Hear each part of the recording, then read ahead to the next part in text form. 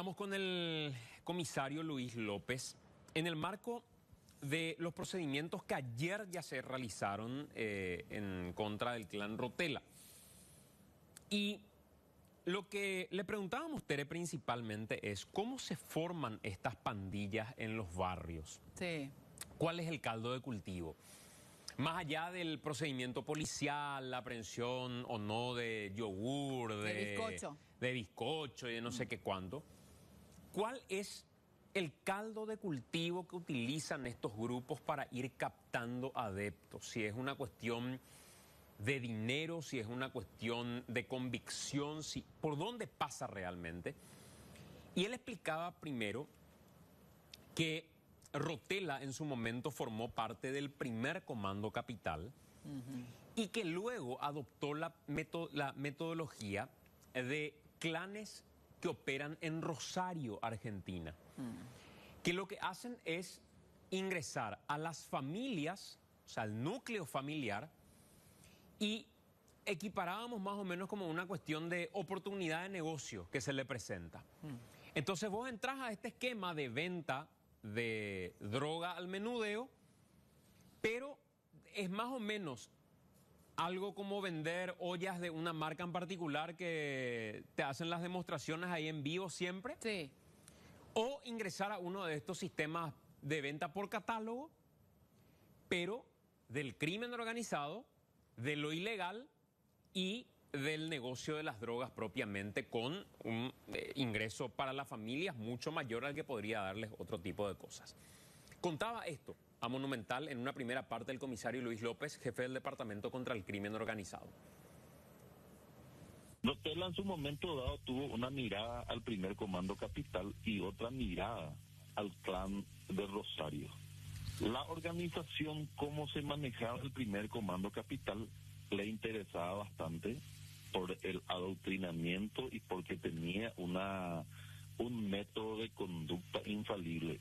Por otro lado, el clan de Rosario, particularmente, el manejo familiar del narcomenudeo. Y eso le interesó bastante, porque en primer momento Rotella fue parte del primer Comando Capital. Entonces, dentro de ese contexto vienen así. Y los que quedaron particularmente todavía teniendo el manejo en ciertos lugares del tráfico, particularmente de la línea de Rotella, es lo que está bajando la línea en esos lugares. Luego le preguntábamos cómo opera esta organización que va captando a menores de edad, sobre todo en barrios, y cuál es el punto de inflexión respecto a Rotella fuera del penal de Tacumbú, que era un poco su centro de control, ¿verdad? O sea, estando él en Tacumbú tenía la posibilidad de manejar a estos grupos. ¿Y en qué cambió desde el momento en el que él sale de Tacumbú respecto a la gente que formaba parte de su organización? Cuando Rotella manejaba la estructura del microtráfico en las zonas bajas, los hombres que estaban particularmente al servicio de Rotella son los que se encargaban de buscar a esas personas más vulnerables y reclutarlas. Una vez que Rotella pasa a máxima seguridad, ya no tiene ese poder, porque ya se lo limita en cuanto al manejo y a las visitas correspondientes de familiares y otros. A partir de ahí quedan pequeñas cabecitas, menores de 16, 17 años. Y es lo que justamente pasaba en Ricardo Brugada, porque tanto Alan, tanto como Giovanni, tanto como Escobar eran todos de un mismo grupo. Pero al encontrarse esos que podrían ser ellos la cabeza visible de una pandilla, de un grupo, de un grupo de Asaltabol y compañía, empezaron a pelearse por el poder en el mismo lugar entre ellos. Y por último, le preguntábamos respecto a las edades de quienes forman parte de estos grupos.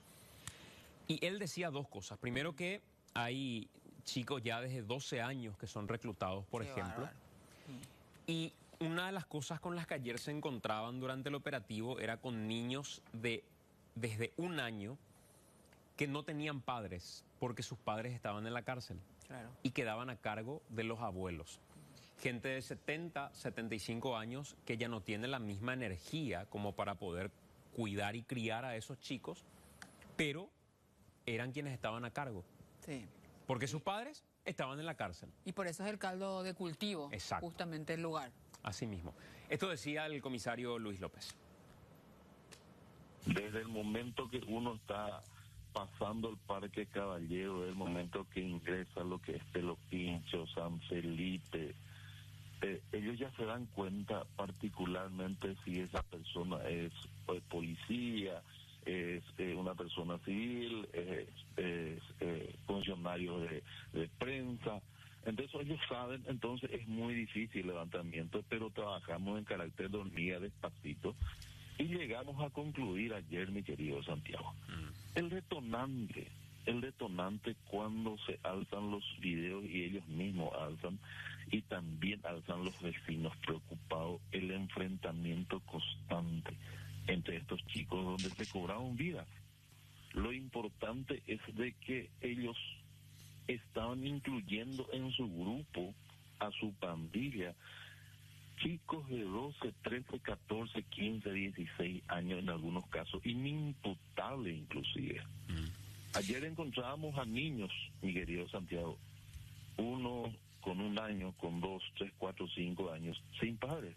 Preguntábamos dónde estaban los padres, estaban en la cárcel, no su papá le abandonó, no su mamá le abandonó, quedaban con la abuela pobrecita de 60, 70 años, ya no lo puede particularmente sostener y mantener a un niño, a un chico, pero lo hace aún.